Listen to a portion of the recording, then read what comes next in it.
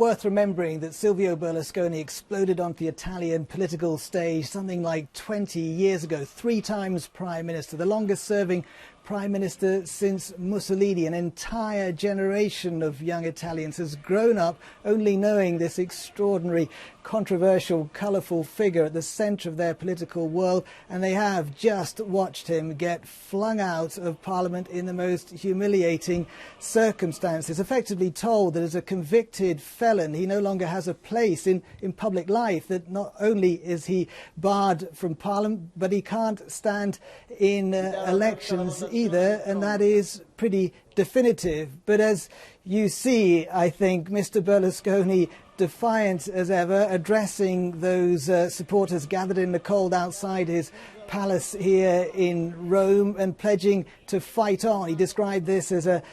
day of mourning for Italian democracy, but said he'd be staying in the field, as he put it, continuing the political battle. He will continue to lead his political party from outside Parliament, and it does have considerable electoral support. Could this, though, now lead to his arrest?